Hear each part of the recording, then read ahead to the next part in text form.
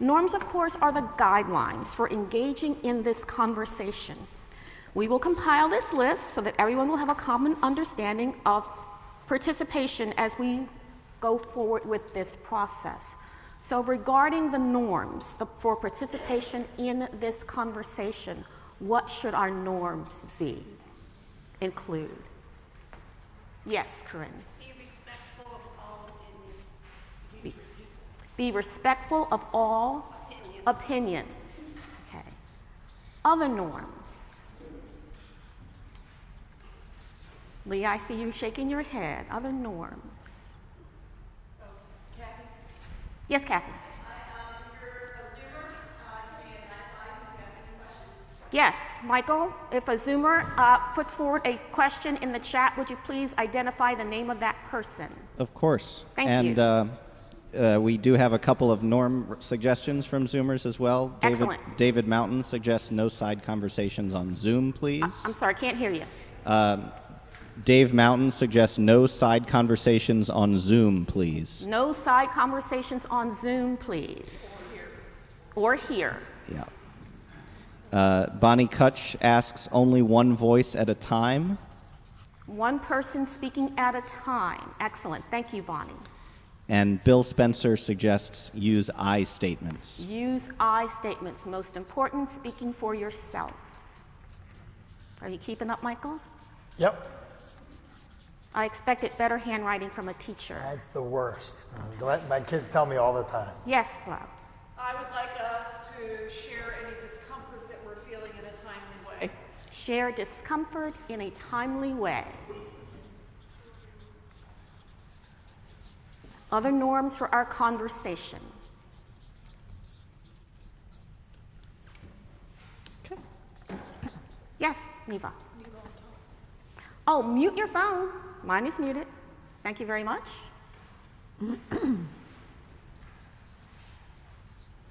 Okay, respect all opinions. Zoomers will be ID'd by Michael if they put forward a question. No side conversations in Zoom. Do not abuse the chat feature. One voice at a time. Use I statements. Share discomfort in a timely way, and mute your phone. Thank you.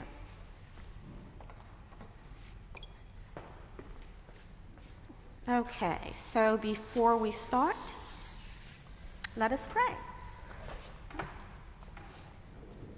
Dear God, we come this afternoon asking for your guidance.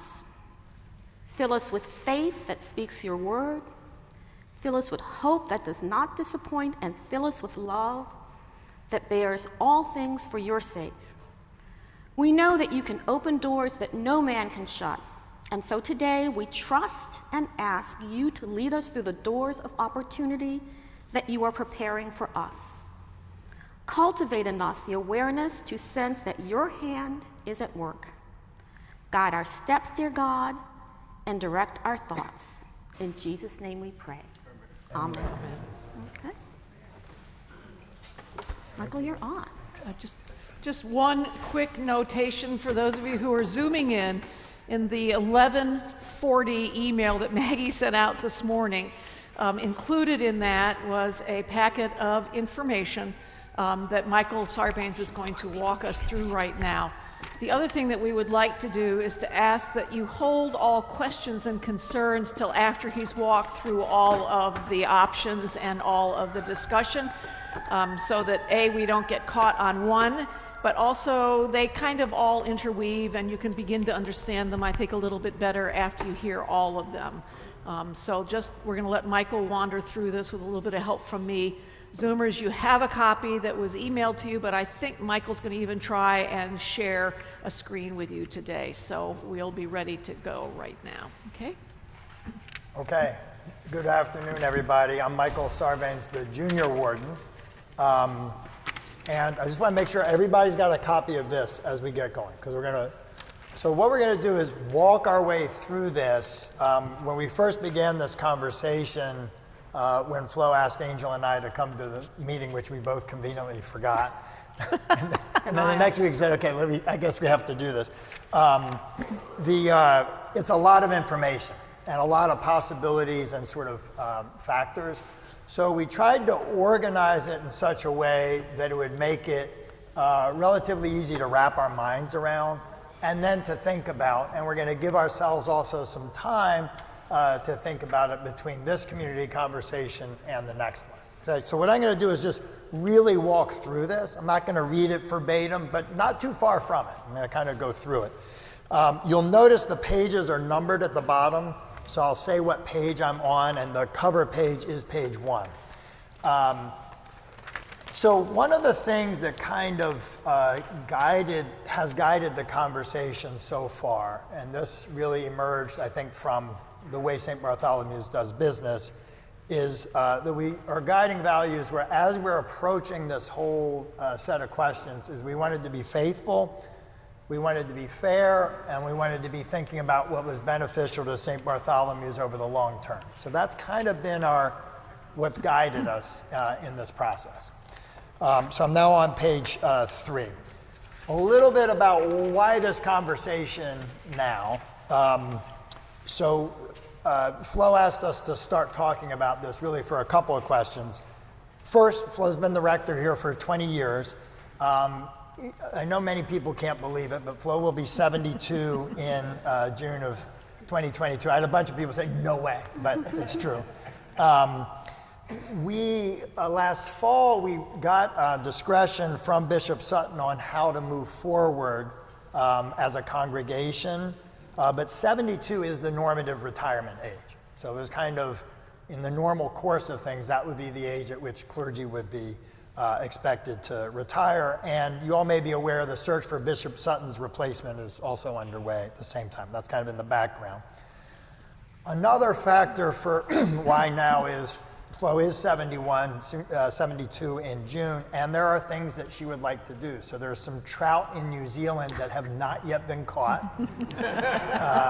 and have Flo's name written on them. So books to write, projects she's had in her mind for a long time, and that's another factor.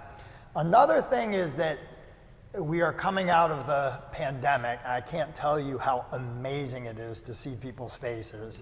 Literally, it was 2 years ago, last time we were in here and could really see each other's faces. So it's very moving, actually. But as we come out of that, that's a pretty opportune time potentially to think, plan, act about a long-term vision, a 10 to 15 year horizon. And we have to contemplate that 10 to 15 year horizon. I don't think we can expect that Flo would be able to see that all the way through. So it's another reason to think about it. And then the last reason is this congregation is in a strong place now. We're in a good place. We've come through the pandemic in a very strong position. We've managed to keep going with really many of the ministries in amazing ways, and new ones have come up in the course of this. And St. Bartholomew's would be an attractive place for somebody who's looking to be the rector of a congregation that has a lot of energy and a lot of vision. So we're in a good place right now. We're together as a congregation. So it could be a good time it's a good time to discern about these questions. So in addition to our sort of standard process norms, the norms that we've had for kind of our process for thinking about this. So 1 is this faithful, 2, fair, 3, what's beneficial to St. B's in the long term. It's been important to us to provide the opportunity for collaborative consultation to get the wisdom of all the different parts of St. Bartholomew. So vestry, staff, and today we begin the process of really getting the wisdom of the whole congregation. The fifth sort of guiding norm is to be clear and transparent about the process, options, and reasoning. So we want to, as a community, be very clear about what the conversation is, what the factors is, and make sure that everything is being considered as we look at these questions. And then the last is being intentional about where and how information is shared. That's more, I mean, at this stage, that's more about kind of as we go forward in the process. And we want to honor different feelings about and ways in which people process change. Flo's been here for 20 years. Change is a big thing, and people experience that in different ways. So we want to honor those differences. Okay, I'm moving on to page 5 now, okay? So page 5 kind of lays out in the broadest terms, sort of the options. The first option we nicknamed Flow Forever. And the basic idea is, hey, this is good. Let's just stay here. And the sort of summary of that is flow would stay indefinitely with a significantly decreased presence. We'll talk more about this. And then sometime in the future, we have this transition. We have a transition in clergy. So that's option 1. And on each of these options, we're going to talk about them in some detail. We're going to talk pluses and minuses. And Flo is going to give a little bit of a gloss, kind of how she sees those. And then we'll go on to the next option and kind of work our way through these. So option 1 is the Flow Forever option. Option 2 is find the next rector for St. Bartholomew's. And the sort of summary of that is we're strong. It's the right time to take the next step and to find a new rector. And then we plan a transition search and hiring of a new rector. Option 3 is what we nicknamed the extended handoff, and that's some version of co-rectorship or priest in charge, some kind of, and we'll talk about what those mean. And then option 4 is some other model of clergy leadership other than a single full-time rector, and we don't have a lot of kind of specifics about that, but we want to leave it open. Somebody may, so we wanted to leave that open. All right, I'm moving on to page 6. All right, so page 6, now we start to flesh out the Flow Forever option and what that actually might mean. So basically that would mean we continue with Flo as the rector until some indefinite time in the future when either Flo is not able or willing to continue, or a bishop insists on the normative transition based on age. And as I said, Bishop Sutton sort of said, well, St. Bartholomew's, you got some latitude to figure out how you want to do this. But there may be a new bishop, so that's a little bit of a question. Or at some point in the future, a future vestry might want to change. The second key point in this, in the Flow Forever, it's not Flow Forever in the way that we have known Flo, in the sense that Flo's annual work hours would significantly decrease, making her less available. St. Bartholomew's could hire an assistant rector, typically less experienced, an associate rector, typically with some more experience. If we like those people, we could move to make them the rector. If we don't like them for rector, then we go to the, your basic search process for a rector. You'll hear a couple of times in the discussion the term tenure. And tenure basically means that the vestry hires the rector. But once the vestry's hired the rector has tenure to protect kind of the integrity of the pulpit, and Flo can say a little bit more about this later. So once you're tenured, then the rector, the vestry can't just say, well, we don't like this so much, so we now want the rector to leave. That's a whole process that has to go through the diocese and the bishop and so forth. So we'll talk a little bit more about that as we go forward. And one note on this is in the Flow Forever thing is it's possible that a new bishop might say, press for a transition, say it's time for you all to move on. All right, so that's the basics of it. I'm moving on to page 7, and this is the sort of pluses and minuses. And so for each option, we're going to talk about kind of what we thought through as potential pluses and minuses. As we keep going through this, identify questions you may have, hold them till the end, please, or other ideas that you may have. Okay, so potential pluses of the Flow Forever. It's Flow, so known leadership of high quality. It may provide some stability as we transition out of the pandemic. So it might be a sense of, we're just coming back into some sense of normalcy. Might provide some stability for the jigsaw conversation, decision about direction, fundraising, and you don't lose any transition time with new clergy coming in. So those are kind of the pluses in that. Potential minuses in the flow forever is, first and very significantly, is it fair to flow, right? In terms of her having other things that she may want to do with her life, and is it fair to those trout in New Zealand? But that sort of is, that's one of the key questions. The second point, this is really important, is that Flo's presence would be significantly reduced. So Flo's not going to keep being rector as she's being rector forever. It's going to be a significantly reduced presence. An assistant or associate rector would be less experienced, and you're looking at a smaller pool of potential candidates that would fit into that role. A fourth kind of potential minus is it might limit the discussion of the future direction, growth, because your future clergy leadership would be this question mark that's hanging out there, right? So even if you think about talking about Jigsaw or talking about anything that has a long-term range to it, might be, well, you know, we'd have that sort of transition out there in the future. A fifth thing is that we would not be getting the benefit of the new ideas, energy of an experienced new rector. So we wouldn't be having somebody who's been a rector somewhere who's bringing that here with that energy and that basis of experience. And in a few years, it would require a full search process unless St. Bartholomew's decided to hire whoever we brought on board as the assistant or the associate. So you're kind of, those are sort of the potential minuses in that we talked about, okay? And again, it's for each option, what we're gonna also do is to have Flo give us kind of like a little bit of a gloss on some things with each of those options, her perspective, or anything I might have missed. So you want to talk about the flow forever? Okay. The first thing I want to say is I don't want anybody to presume that any decisions have been made, even on my part. We are in this to discern together, and I really treasure that. I trust you, and I'm delighted that we can do this together. So I want to be really just clear about that. I think in terms of option one, I think there are a couple of things that I would want to raise with you.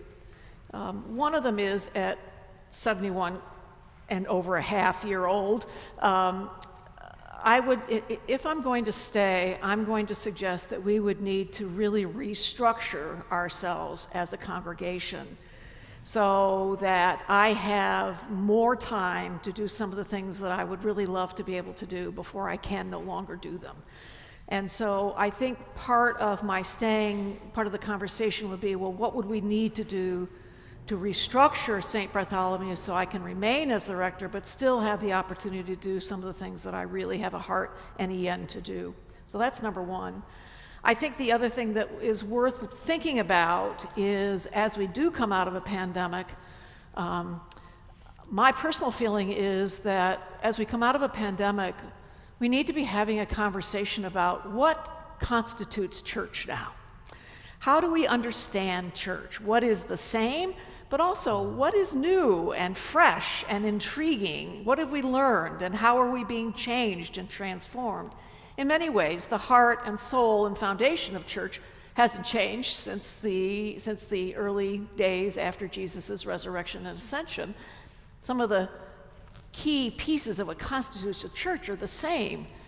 But churches also evolve and change, and as we've come through the pandemic, we've also learned to evolve and change. But we're now on the edge, I think, of conversations about how do we understand church, and therefore, how is St. Bartholomew's going to understand who she is? Who are we as we move forward?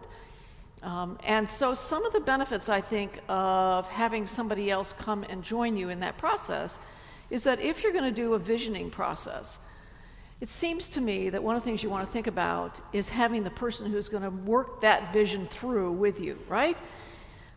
It's not that I can't do vision with you. I think that's actually something I'm not too bad at, right? We have a vision statement that has remained alive for almost 20 years now, 15, 20 years, right? But I think the thought about doing that visioning work with you, and then somebody else coming in and embracing that and taking it forward, one of the things I think it's worth thinking about is it not better that somebody comes in and does that visioning with you? as we come out of the pandemic and look to see how is St. B is going to continue to grow and be as robust as ever. So just a couple of things to, I think about as you think about Flow Forever. Okay, and now on page 8 is option 2. So on page 8 so this is option 2, which we nicknamed the Find the Next Rector for St. Bartholomew's. And this is more or less the sort of normative process for finding a new rector. And there's 15 steps listed here, and I will go through them just because it sort of helps to wrap one's mind around it. So we would set a date for Flow's last day and identify key areas of focus until then. We would definitely celebrate Flow, definitely. The third step is we would then find an interim rector. And the idea with an interim rector is that sort of that person is with the congregation as long as it takes to find the right next rector. There would be a congregation visioning process, which Flo kind of referenced, like where are we, where do we want to go, what do we want to keep, what do we want to change. We would hire a search consultant, step 5. 6, there would be a profile committee that would develop a profile, including salary package. Step 7, the profile would be circulated for candidates. Step 8, search committee would screen and narrow applications. Step 9, conduct interviews, visits, reference checks. Presumably, step 10, there would be a visit with the vestry and congregation from finalists. 11 would be a vestry decision. Then there has to be a diocesan approval of that, and then offering salary, set hiring date, and then welcome a new rector. So that's kind of what that would mean if we went down the option 2 path. A little bit of background about this, the formal authorities. It's been 20 years since we've done this, so it's not something we've had in front of mind. The vestry makes the decision who to hire. We are what's called a self-standing congregation, so we have that authority, but we have to have the consent from the bishop. Okay, so we hire, but with consent from the bishop. Once hired, the rectors have immediate tenure to protect the teaching integrity. So the idea is that the rector can stand at the pulpit and, speak the truth and not have sort of a vestry that didn't want to hear that, get mad at them. And they can only be removed by the bishop for serious reasons through a formal process that is called godly dissolution. I think it's like the opposite of godly play, maybe. So that's page 9. On page 10 is a little bit of the pluses and minuses around the find the next rector option. So potential pluses, St. Bartholomew's would be attractive to very able and experienced candidates nationally.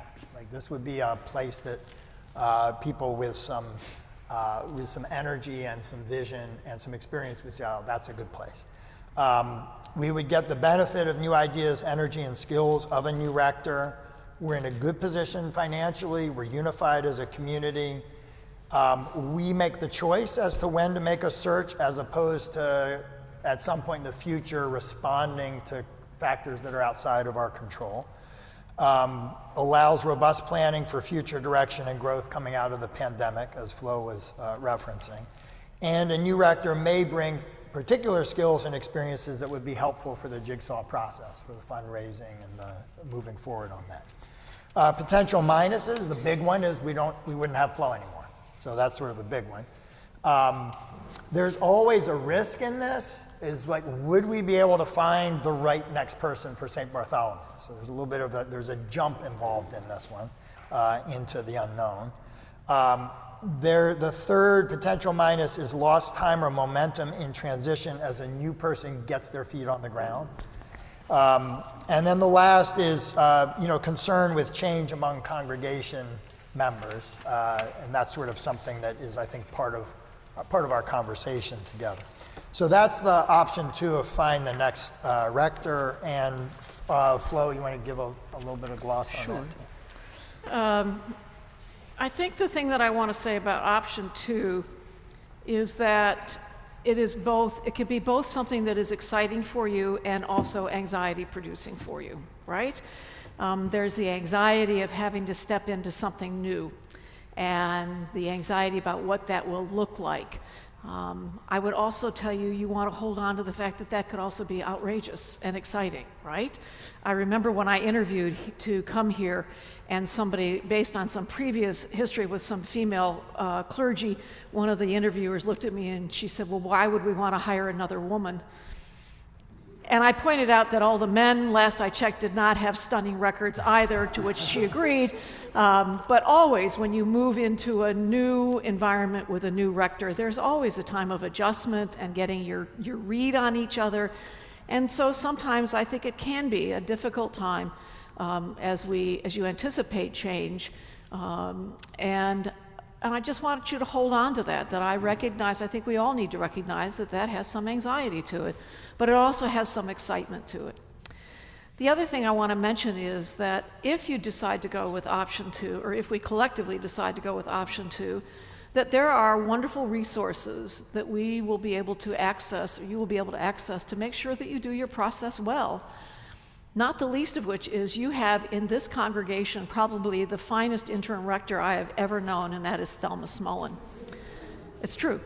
Now, Thelma will not be your interim rector, but she will be here to help guide you through that selection process so that you will know that you are finding somebody who is going to actually be really strong and positive for you.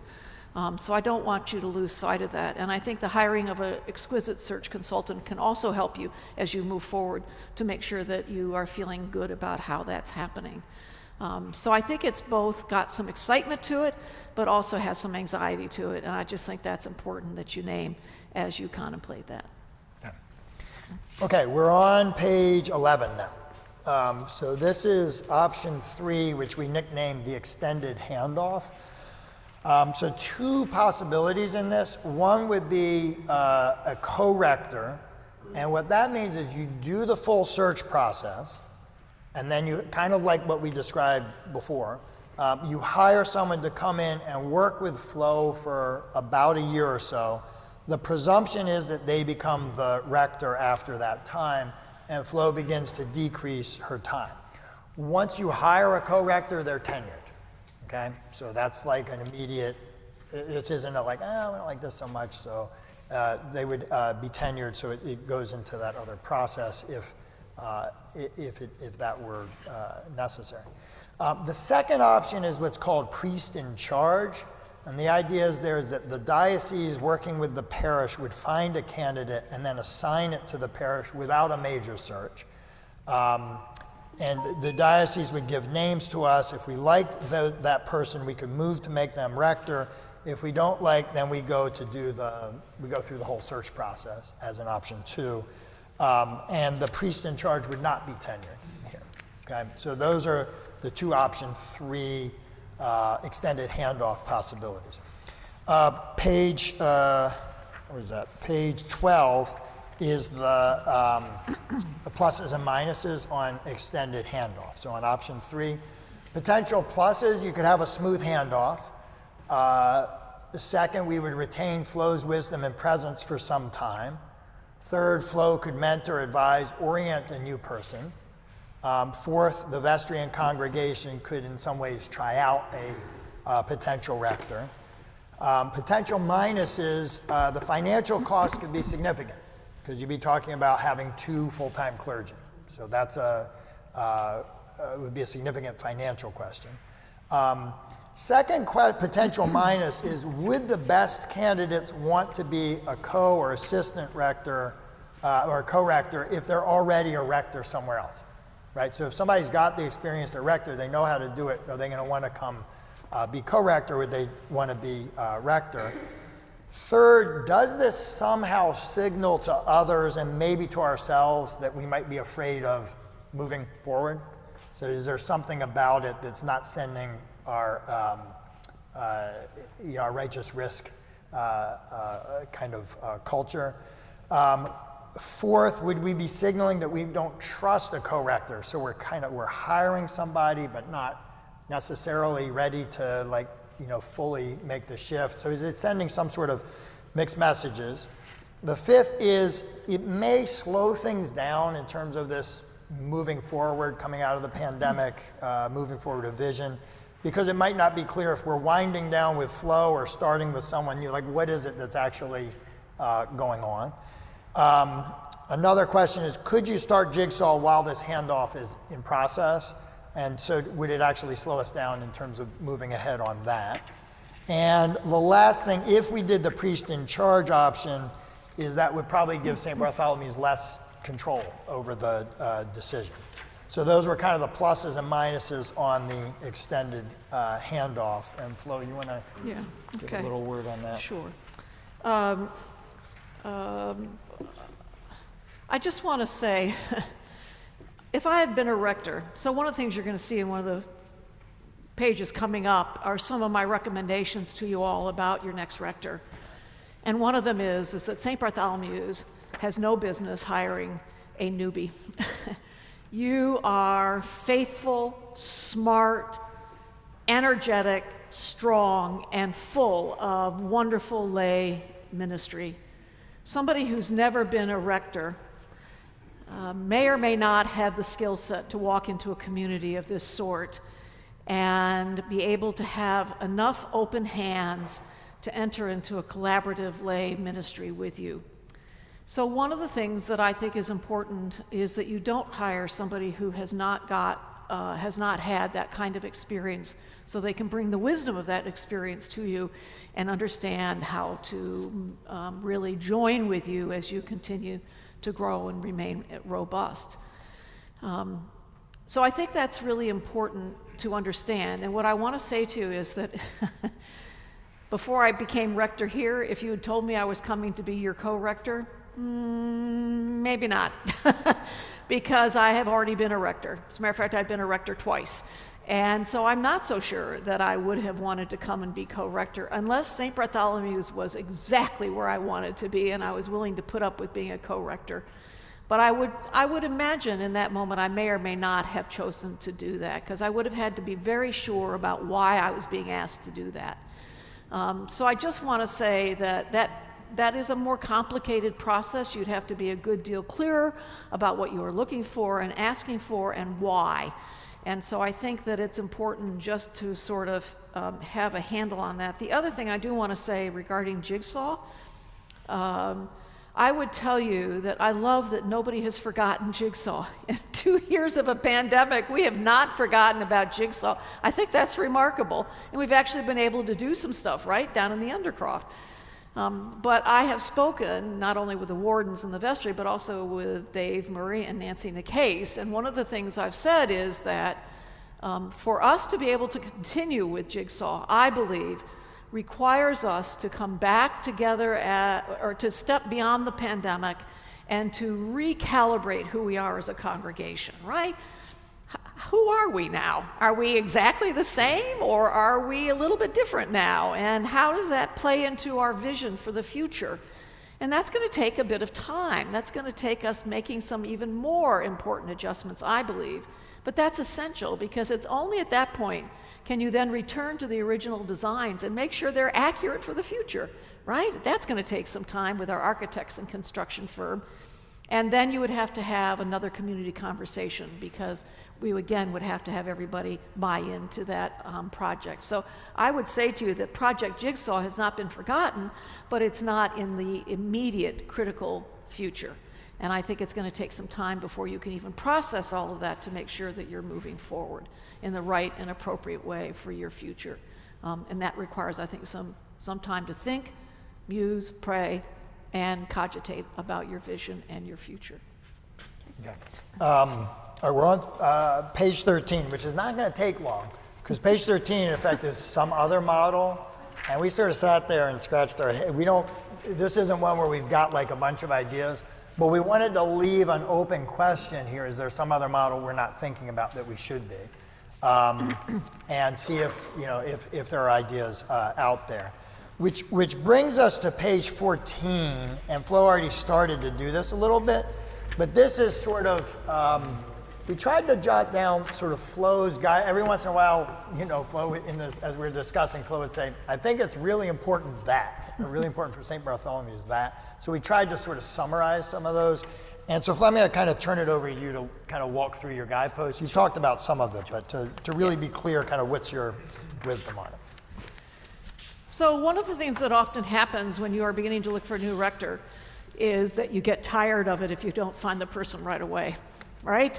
You've decided, you know who you are, you're excited about where you want to move and what you're looking for, you get the profile out there, but you just can't quite find the right person, right? And so what happens is the congregations over and over again just say, let's just hire this person, right? And then they immediately have tenure. And all of a sudden, a year into it, you're sitting there thinking, what did we think we were doing, right? And so one of the things I want to say is don't settle. Don't settle. And if you get tired and it's not moving forward, you let that committee go rest and you find another committee so that you make sure to the best of your ability that what you are excited about is what you're going to find in your next rector. I also have just said you don't want to hire somebody who's inexperienced. You've done that here at St. Bartholomew's, haven't you? Some of you are old enough here at St. Bartholomew's to remember what happened with your last rector, that you hired somebody who did not have a lot of experience because you were excited about hiring, I think, a female priest as your rector. She did not have a lot of experience, and within 1 year, St. Bartholomew's and the diocese and your former rector were in a godly dissolution process. I don't think it's because she was a genuinely bad person. I think you scared her. I think your strength and your joy and your power, and she did not have the experience to know how to move, to open her hands and open her arms and trust what it means to be with you all. And so she was afraid. And if you all know this, she put a deadbolt on the office door. The rector's door has a deadbolt on it. That tells me how scared she was, right? But it was devastating. It was devastating for her, and it was devastating for you all, which is why I came to be with you, your short-term rector.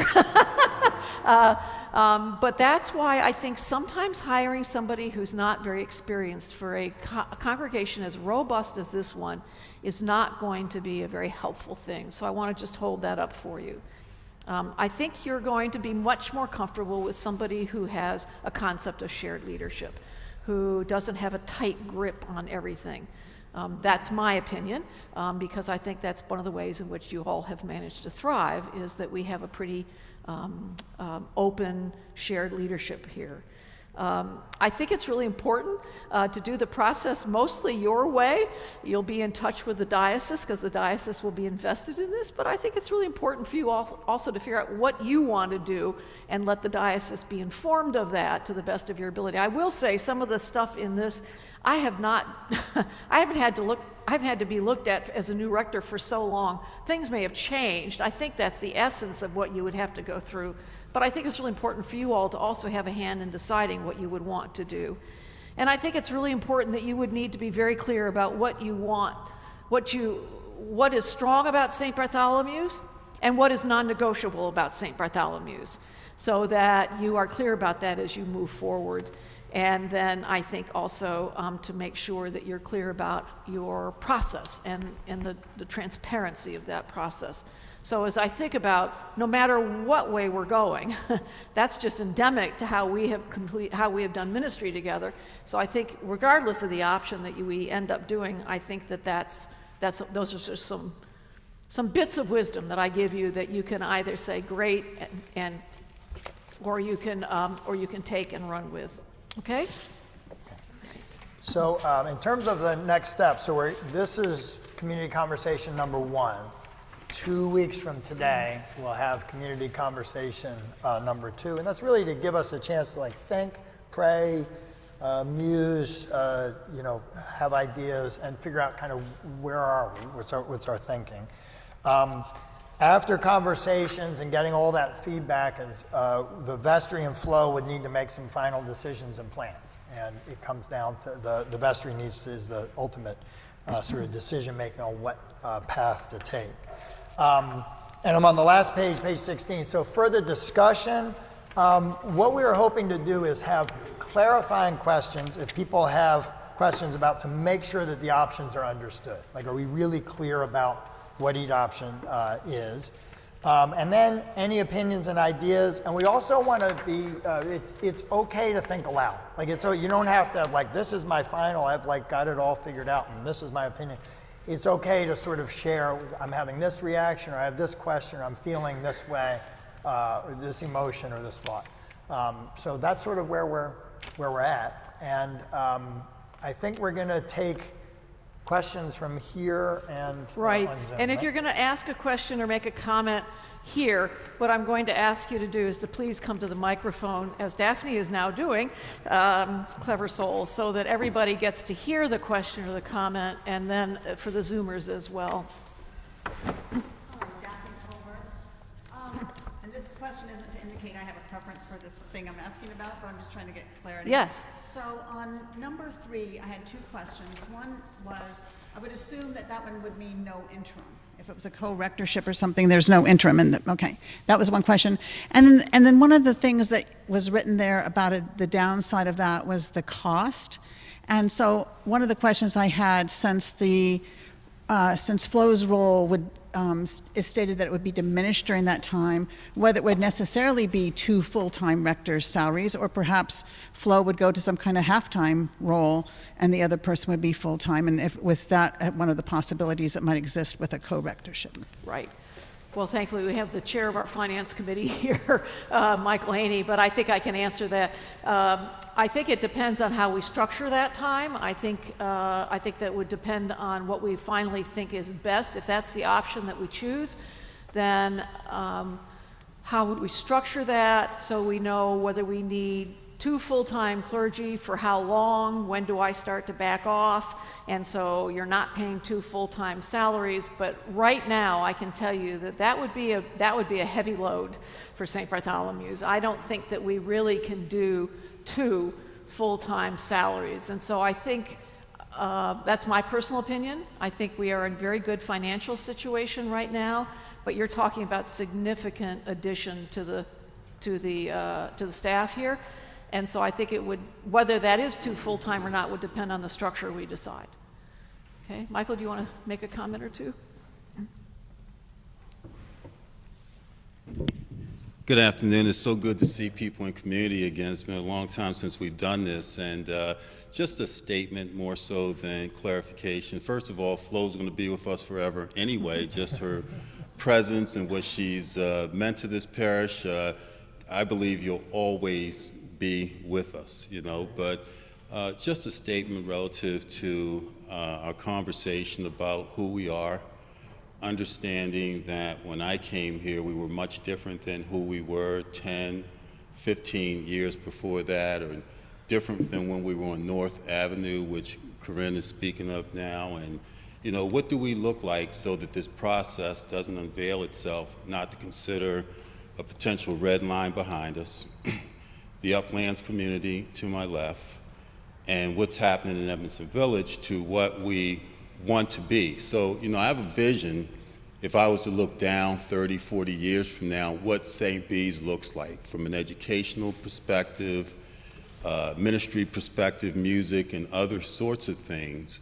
And I just want to make sure that as we talk about who we are now and what we want as a parish, that we are a bit more expansive in our conversations to look 10 years from now in terms of what we may look like, and make that part of the decision process as well, so we're inclusive of what a real community might look like then. So Good. Thanks, Michael. Okay, Robin? I'm sorry, you have to come to the mic. And Michael, when you're ready to chime in. I've Name? lived in churches for Name? quite a time. Robin, name? I'm Robin. I've lived in churches for quite a amount of time. I directed a preschool for 30 years at another church, and of course I've been here for 70 years since my mother's womb, so it's been a lot. And I have watched this church acquire new priests along the way, and I have been through interim processes with them, and I have been through a previous church where there have twice been interim processes. They scare me some because I don't feel like the loyalty is to the church when you have an interim there. And when we are on the cusp of a lot of big changes and all, that isolation that sometimes comes from an interim can affect the momentum that the church has going. So I think it's something to consider, and I don't know if it's possible to get someone that might come on an interim that we know that's already been actively engaged this church, that may be left as a deacon and has feelings towards the church that would be important to creating that cusp of community and all that's so important here. So I just wanted to share those thoughts. Okay, thanks. Other thoughts, feelings, or whatever, Susan? This is Susan London.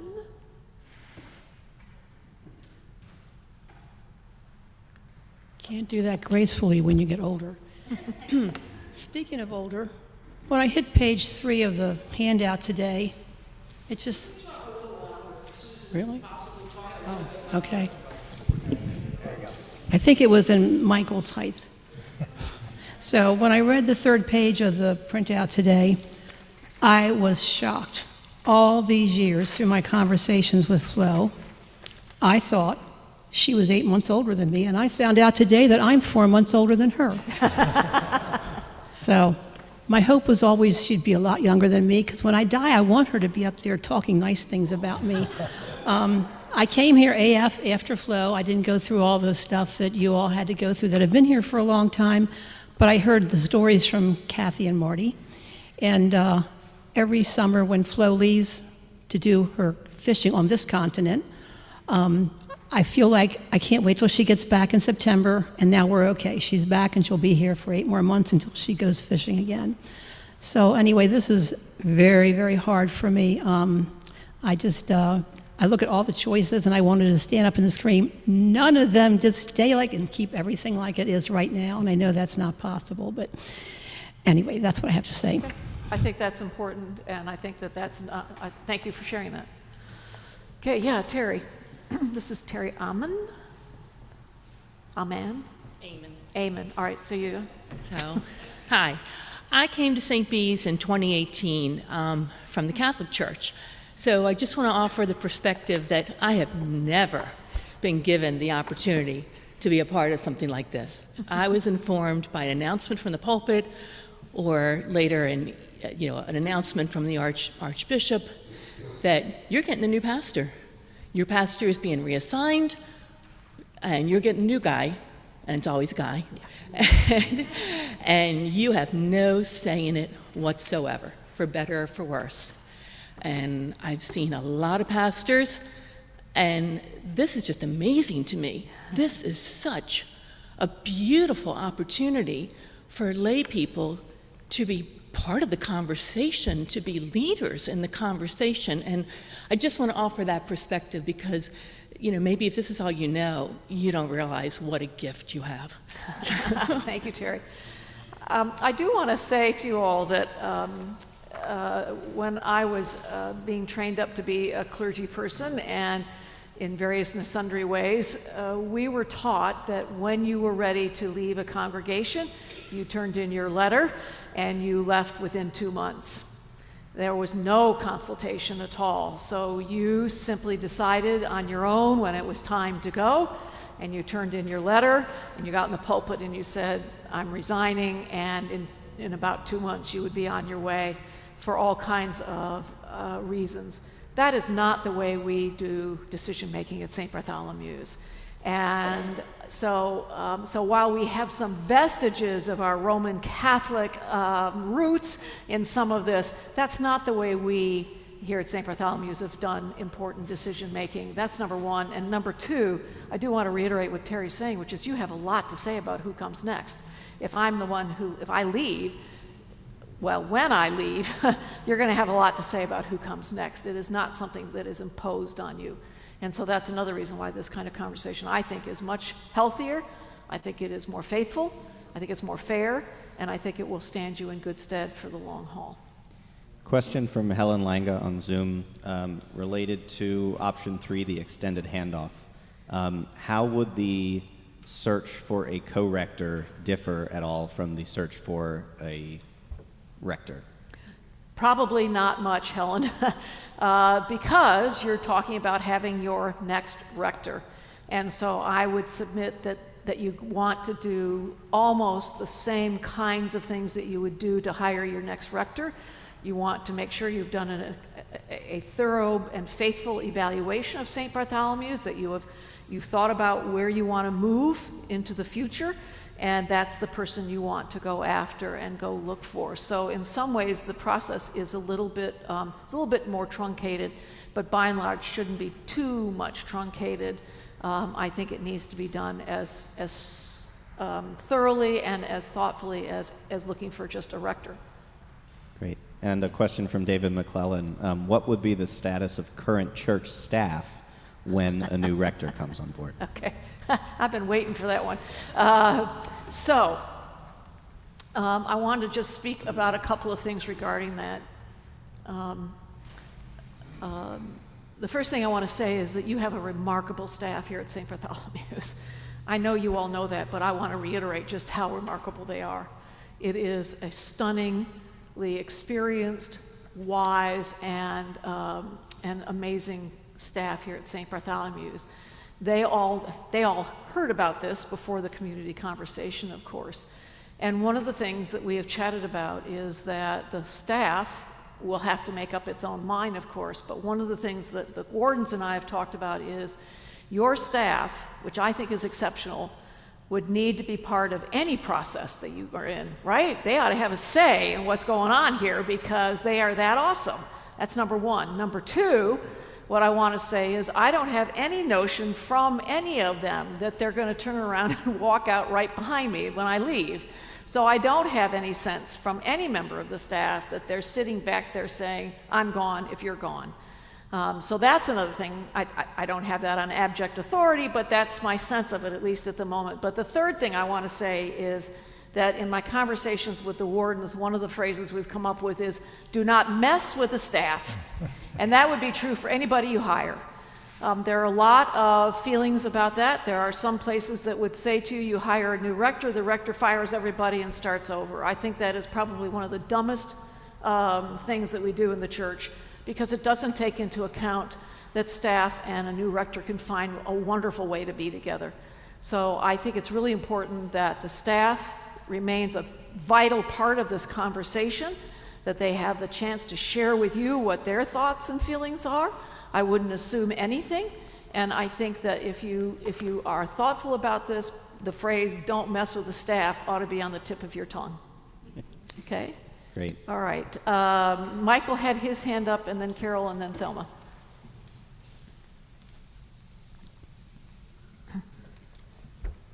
I'm Michael Soderstrand.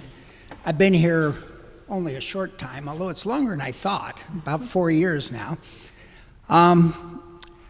I am really, really excited about this process. I've been an Episcopalian since I was 21. I've gone through transitions in churches, but this is not the way it's ever been done before, and this is exciting.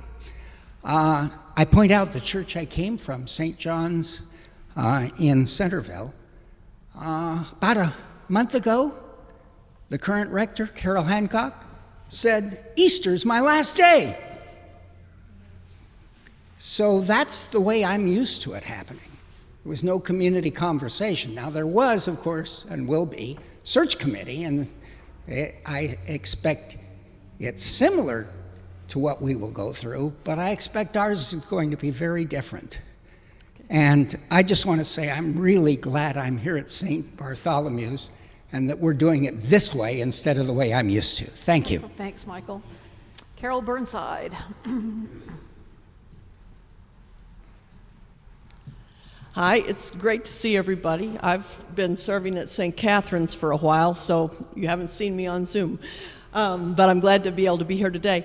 I want to first echo what Michael said. This is just a fantastic document, and which is obviously the product of a lot of fantastic work by the rector and the vestry, and wow, it's great. I just want to say what a friend of mine used to always say, every preacher only has one sermon. And that there's a lot of truth in that. And if there's one sermon that I have, it's discernment, discernment, discernment. And so this is laid out so beautifully. And sometimes when we have something so beautifully laid out with choices, it's easy to think that what we're doing is making a decision. And yes, it is a decision, but a decision and a discernment, while they share some things, are not exactly the same. So it's definitely a prayerful process, a community process, and I know that we will all engage in that very faithfully. I'm not advocating for any particular one of these three options, but I do want to just say a couple things about option 3. All of the potential pluses are fantastic, and they're all absolutely valuable and stuff I'd want to hang on to. On the minuses, I would argue with a couple of these, particularly the one that says a priest in charge option probably gives St. Bees less control over decision. It certainly would give St. Bees less vastness in terms of seeking names, but it doesn't really give St. Bees less control, because anyone you call, whether it's a regular rector or any, has to be approved by the bishop. If they come from another diocese, they still have to be approved by the bishop. A priest in charge would have to be approved by the bishop, but you aren't going to have a priest in charge forced on you. No priest in charge is coming here unless you agree to that. Some of these other things on here, I think also could be very different, because when we look at this process as you've already begun it with this document and with this way of going about it, with this community, staff, everybody really having input, this is very different from what people do. And my thought is that if we went with this particular option, that a benefit would be that, and notwithstanding what Flo said about 20 years ago, she wouldn't have been up for this kind of an option of becoming the co-rector.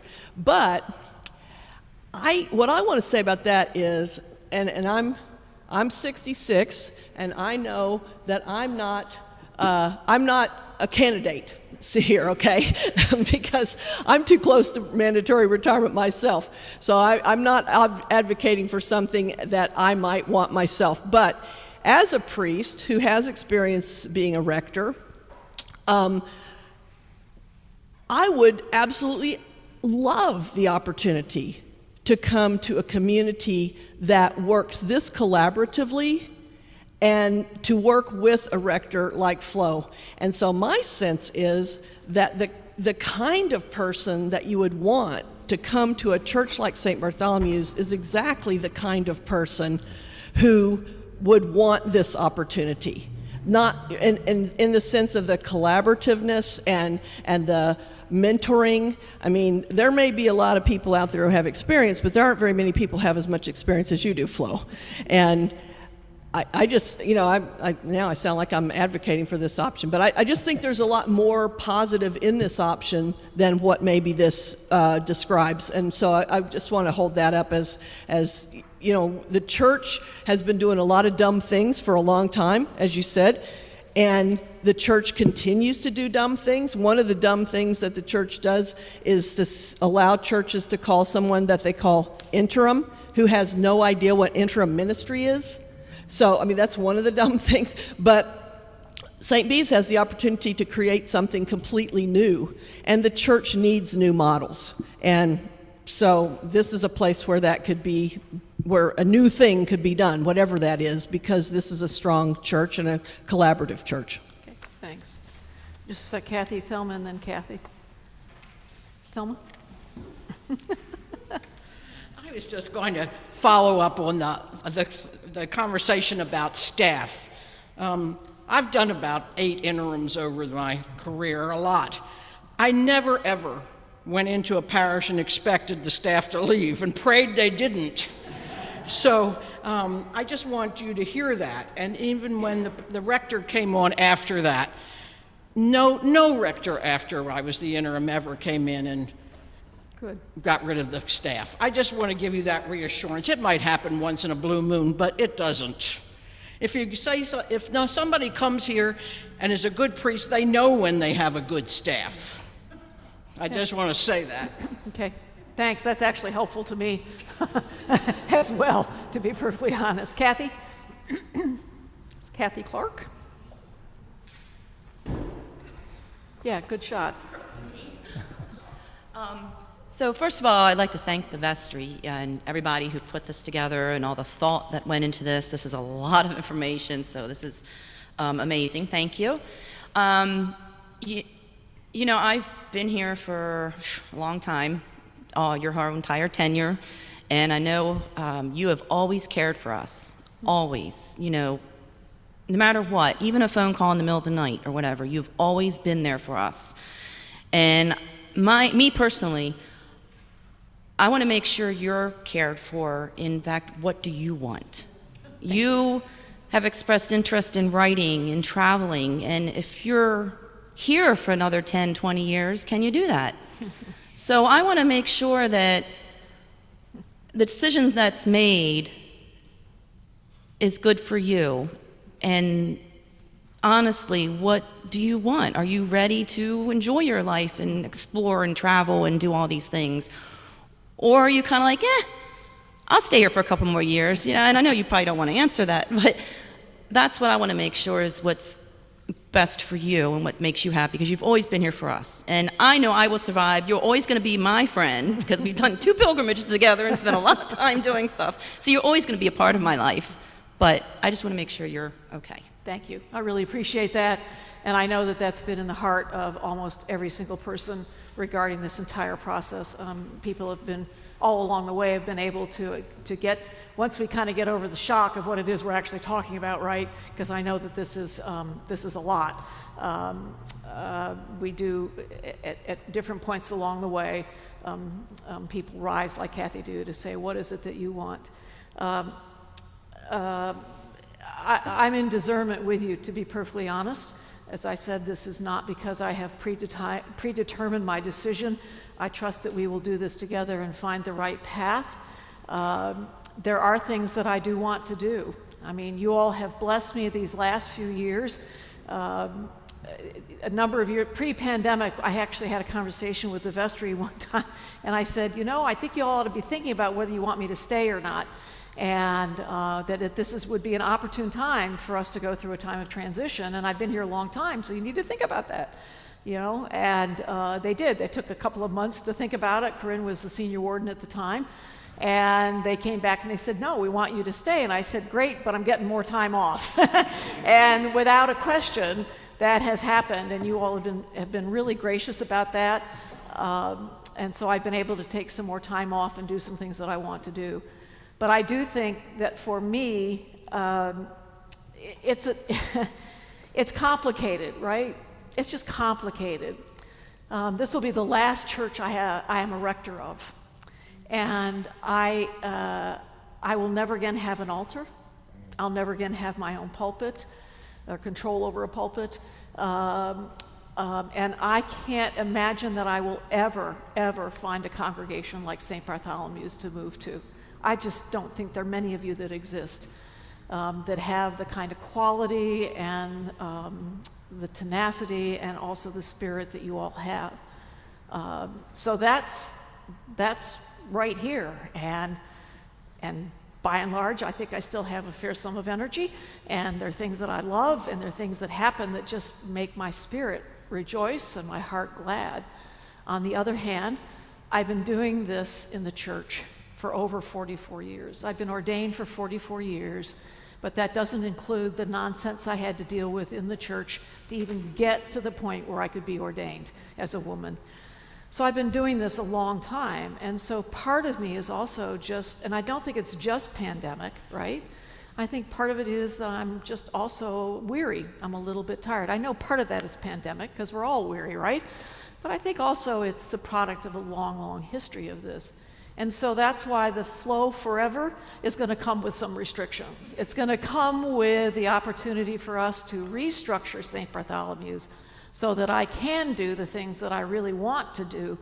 And I don't know what that's going to look like, what that would look like, but I do know that I appreciate the opportunity to be thoughtful with you all about things that I want to do, but I'm not at a point where I would turn around to any of you and say, I don't like what I'm doing. Right? But I'm also at a point where I've been able to finally identify, and it's taken me some time in conversation. I'm also finally at a point where I'm going to be able to say, I don't think that I want to keep doing it at this pace. And so I would want us to rethink how we function. And for those of you who are already retired, I'm banking some of you retired earlier than 71 or 2, right? And so I think that that's a piece of this as well. So I think that it's not because I don't really appreciate being a priest. It's just a remarkable reality for me. It doesn't mean that I don't love being your rector, because I do. I actually like being a rector.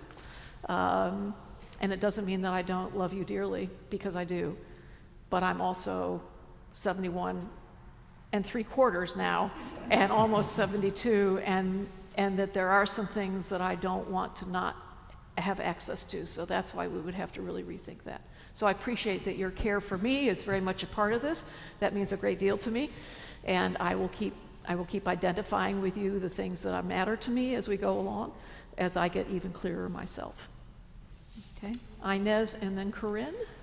Sorry, as Inez is coming up, can I just interject here? Mary Buchanan has her hand up on Zoom. So Mary, if you're online and you want to ask something, please go right ahead, or I can read your question. You can read my question. Okay, yeah, just a question for Mary. If we decided to do a search for a full-time rector under option 2, could Flo be, rather than having an interim rector, could Flo remain our rector during that search period, given that the bishop did say we have flexibility? I can tell you, Mary, that would not be the general advice that would be proffered, and here's the reason. One of the important parts of option 2 is allowing your rector to move out of the way, so that leaves you freer in some ways, tradition has it, to have the kinds of conversations that you need to have about your former rector. What was she great at, and what did she really suck at? And all those kinds of really important conversations. So in some ways, the tradition and the general notion is that rector needs to move out of the way so that you are really freer to have the kinds of conversations that you need to about who would be coming along after me. So to not do it that way would be, I think, something we could certainly talk about. I'm just saying that that's not the general way it goes, and because you want to make sure that I'm not hanging around in the shadows, right? At that point, it tends to be pretty important that your rector isn't hanging around, looking over your shoulder, and being more intrusive in your search process than that former rector probably ought to be. So I think that would have to be something we would discuss more fully. Inez? I first came to St. Bartholomew's in 1966. You can't hear me? Can you hear me now? Yep. Okay. I came to St. Bartholomew's in 1965 or 66 with my 4 little children, one of whom is not so little right now. None of them are. And Florence, I think you have done us such a great service, and an even greater service in producing this. I have been on maybe every search committee. I've been on vestry, senior warden, junior warden. I am just so thankful that you have spent these past years with us.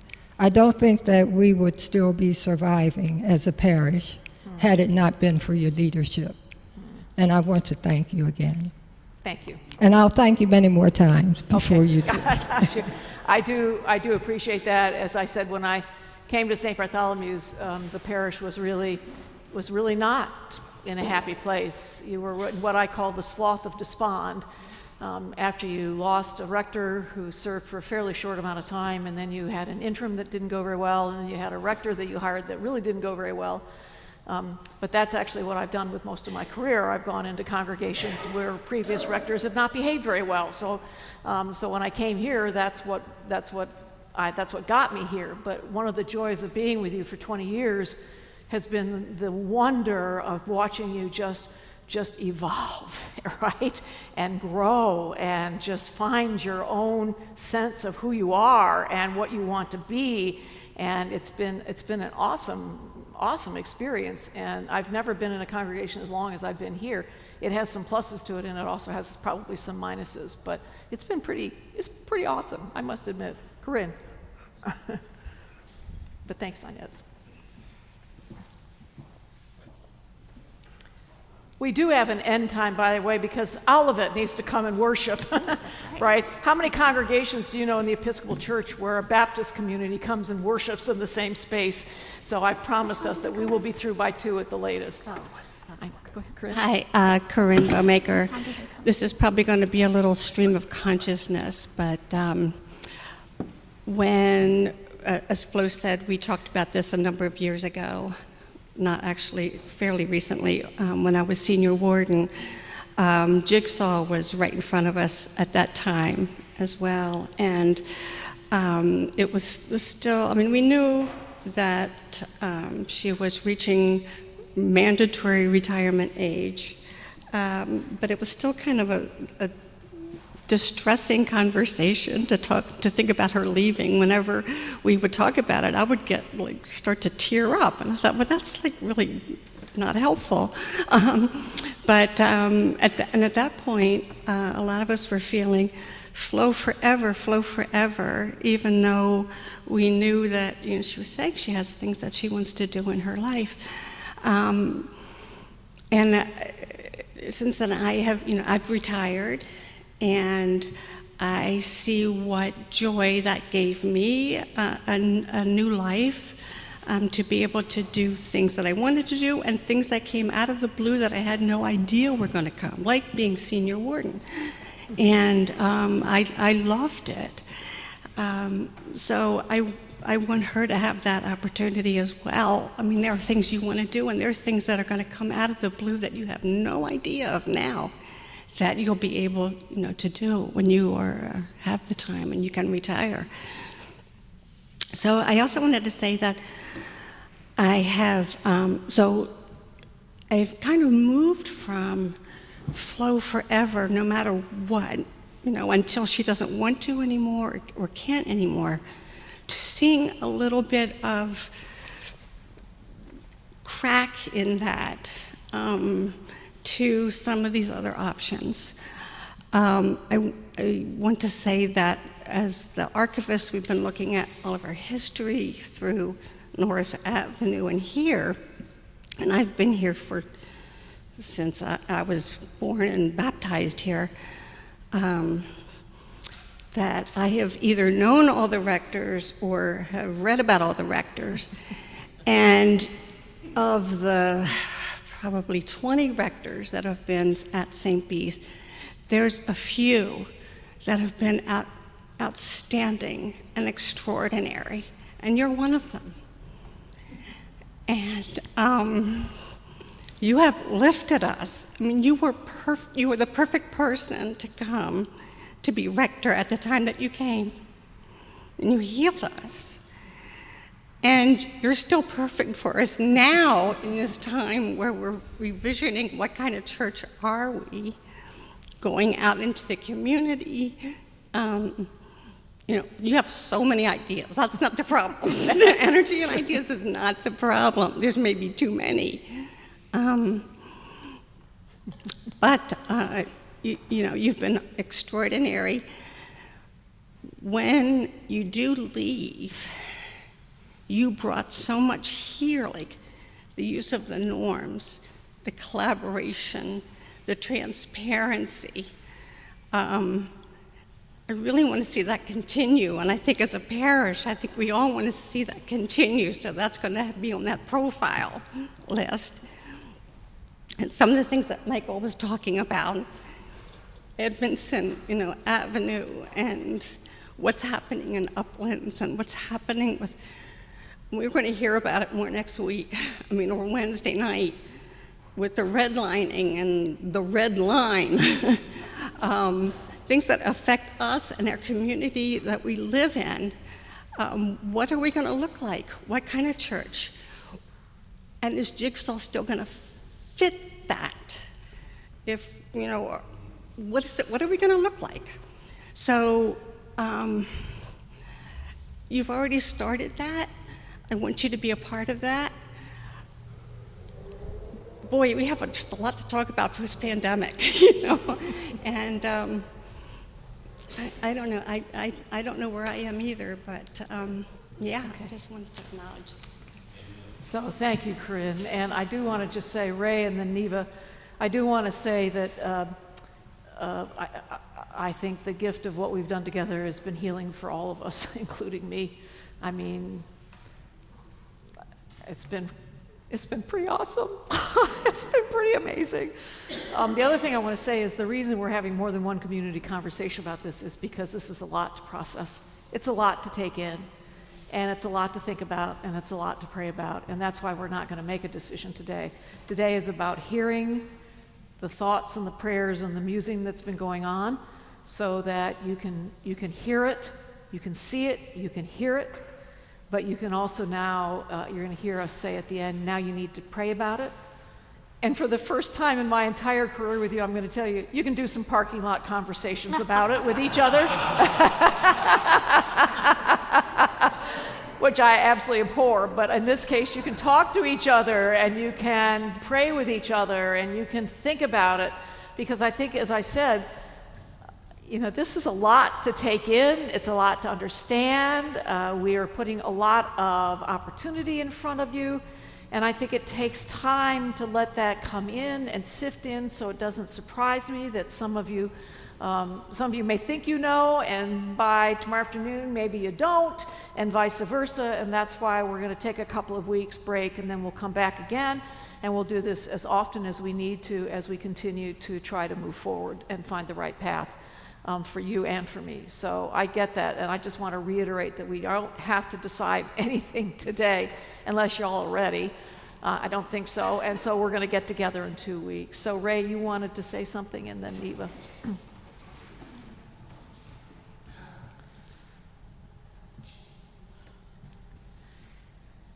This is Ray Ziegler, by the way. Are you impressed I remembered his name?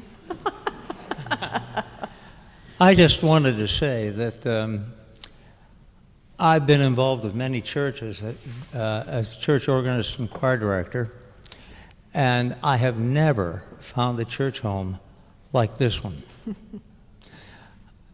It's the people in the church, but it's also the leadership. And in fact, the last church I played, I left because the rector was appointed bishop of the diocese, and we had an interim, Thelma Smolin, for a year and a half. And well, I was shocked when I walked in the door, and here she was the first time. And, pardon? I was just saying check, right? Yeah, yeah. Here she was. And this has been an experience for me. It's the family of the church and the way this church works together like I have never seen in my life. And another thing that's awfully important, I think, is that Flo needs to be able to do what she wants to do and feels she needs to do on her own, as sad as it makes me. That's being selfish. And I don't want it to be that way because things happen later in life. I found out 2 years ago that all of a sudden some of the things I wanted to do, I can no longer do because I was told I had cancer. Yeah. So fortunately, it looks like it's controllable. And but the point is, it has slowed me down, and I think Flo should be able to be out there and do what she feels she needs to do and wants to do. God bless you. Thank you. Thank you. I think we're going to find that dance. We're going to figure that dance out, I promise. Neva, you wanted to say something? By the way, just so you know, Catherine Armentrout is going to be here next weekend to help with the women's retreat. And Neva already informed me that she has to be away next Sunday. So guess who's going to be your deacon next Sunday? Catherine Armentrout's going to be back and be our deacon. And then we get Neva right back. Well, that's the real blessing that I want to talk about, that I was able to come right back here. And it truly is something in the packet. It came as a complete shock to me because I really had no clue about age. I have been retired eligible for a while. I'm not going to give you my age, but I could stay home on Sundays and be in bed and just Zoom. And this process that is starting here, I think is going to be exactly what's on that second page, and I might not have it in the right order: fair, faithful, and beneficial to St. Bees. It is because of the way it started that it's going to end that way. But again, I feel that I've had the best opportunity to be here to serve with Flo and the entire clergy staff that is here, and learning about who everybody is has been truly a blessing for me. Because in 2012, when I first sat down with Flo, she knows that I was really torn as to whether or not this is really where God was directing me to be. And obviously, it has been the place that God wanted me to be. So being selfish, I just can't imagine St. Bees without Flo, but I think in all fairness, when you get to a certain age, you deserve to have some break in life, to be able to do those things that you really want to do. And I just say, I'm thankful to be a part of this process. I've been through the search committee process. I know what it means to settle and to have to go through all of those things, and how it can end up if you don't have this kind of a community conversation. So being blessed to be here, I know that it will be fair, faithful, and beneficial to St. Bees. And thanks. I got very emotional when I saw the packet. I can't say anymore. Thanks, good soul. Neville. Thanks. Hello, my name is Neville. I've been with St. Bees about 10 years, 8 to 10 years. I walk into this church. I was coming down the street, and I saw this church in the woods. And I said, this church remind me of the parish that I used to go to in Barbados, a church called St. Andrew Parish Church. The same day I walk in here, it was the Bishop Sutton, he was here. And I told him that I don't have a church home right now because my brother-in-law is a rector at St. Michael and All Angels Church in St. Paul Street. He retired. I was looking for a church home. I didn't want to go back there because there didn't nothing going on there. It was, I used to sing the choir, and that was not enough for me. When I get into a church, I want to take my sleeves up and work. So I decided I walked into the church, and I greet the bishop, and I told him that I would like to find a church home. He said, this is a nice church. I said, I can see that. So when the morning I heard the bell ring, I said, wait a minute. I know the bell ring here. We have a bell that rang at my parish also. So it reminded me of home, and the church built the same way. So I just jumped in, I joined the church. And I met Inez and Daphne and a couple other people, and Senator Shirley, and I joined the church. And from then I met Flo, and I said, wait a minute. I didn't know that I have a female rector, because we never had one in Barbados. And this woman was so energetic. She greeted me and she talked to me, and she said, "Never, this is a nice parish. You can always come back, and you don't have to join today. You come back and look and see what it looks like." So I came back here and I got into here, and then I met Marty Clark. Marty Clark said we need a crucifer. Would you like to be a crucifer? I said yes, because I never had the opportunity at my parish in Barbados to do nothing like that. So I jump in here and I start working.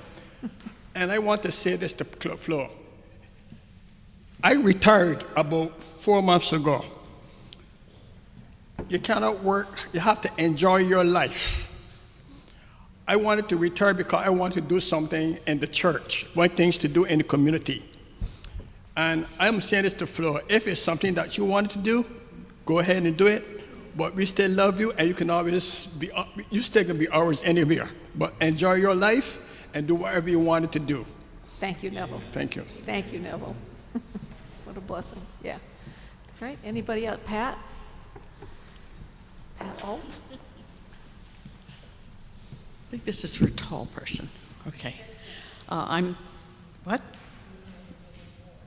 More? Okay. I'm Pat. No. Can you hear me okay? A little bit louder. Louder, Pat. There you go. Okay. Or get closer. Wow. This has been a great session, and I agree with what everybody said. And the norm, the first norm up here, the respect all opinions, that is such an important thing, and that's something that was not always here.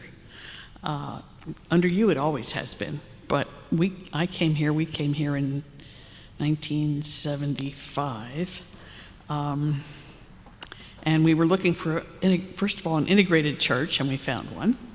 And then later on, St. Bartholomew's became the first church in the diocese to ordain a woman. Mm-hmm. And, you know, I've loved it ever since, except for that one period with that strange and interesting person who basically tried to fire me from, I think it was either the vestry or assistant treasurer, because I disagreed with her in a meeting. You didn't disagree with her. You had to be, you know, always obedient. And one thing I love about St. Bartholomew's is that we can disagree and still love each other and keep moving forward. And I agree with what everybody's already said. You deserve some time to yourself and some enjoyment, but you've really, really helped us so much. Because when you came 20 years ago, we were in pretty bad shape. So thank you, thank you, thank you. You're welcome. Thank you, Pat. Thank you. Okay, any other questions or comments or concerns? We've got one more from Zoom. Okay, great. Ronnie Clark and Tim Wolf asked, before the next conversation, can there be a centralized place to send comments or opinions via email or some other method that can be reviewed and presented at the next one? I didn't think about that. They want to, yeah, why don't they send it to, is it all right if you all send it to Maggie and she can collate it for us? Is that all right with everybody? Does that make sense? Okay? Because we know she'll do it. If you send it to me, half of them probably will get lost. So the good news is if we let Maggie do it, you know it'll be done well. So I would go ahead and we'll try to put that out in an email after today so that everybody knows as you begin to have thoughts and feelings and ideas. And there may be an idea we haven't even broached yet, right? So that's the gift of a creative community. And so, yeah, so that's why we're taking a 2-week break between the two community conversations. All right, anything else? That's a lot for a day, isn't it? That's a lot for a day. So maybe we'll delightfully end, and you can stay until 2. You want to say something? Yes, and it's not anything, it's not that important, but I just have never been to a church where they. You need to go to the microphone, Susan. Sorry. It's okay. We got time. This is Susan Gehring, the former executive director of the ACLU for Maryland. Pretty cool. So this may seem like a minor thing, but I think it's a huge thing. I have never been in a church.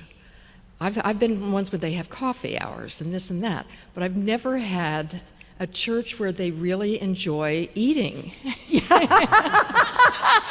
And it's so welcoming. It's such a small thing, but it's so important. Yeah. So that's my little. So that reminds us that we need to thank Sharon Selleck for the food today here. So thanks, Sharon. And that means I also get to tell you, because the numbers are so good, we're actually going to be able to have the agape meal after the Easter Vigil service. And we'll have coffee hour on Easter Day. So if assuming everything holds, we'll actually be able to gather together, even if it's outside, to enjoy having some food together. Flo, we should also thank Jane Pichet. She made the wonderful tabbouleh salad. Oh, that was from Jane. Oh, yay! All right. Yeah, well, we don't lack for great food makers here at St. Bartholomew's. So I just want to say as we end, I just want to thank all of you who are here today. I want to thank all of you who came by Zoom, who joined us today. I know that there's going to be, I trust, some conversations going on, which I appreciate. You are welcome to be in touch with me, with the wardens, any member of the vestry that you want to, but also with one another.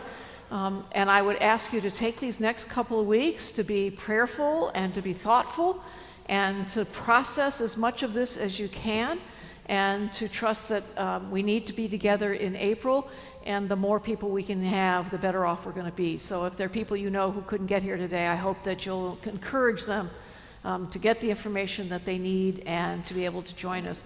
The problem with handing out the information that we put together and not hearing it is that you don't really fully grasp all of it. So I'm not quite sure what we're going to do about that. But please make sure that you take your time, do your prayers, do your conversation, talk with whomever you need to, and encourage other people that you know who may or may not have joined us today. Let them know and encourage them to come on April. And again, we'll be here in April and on Zoom. Okay? All right. Blessings, everybody. Thank you all for coming.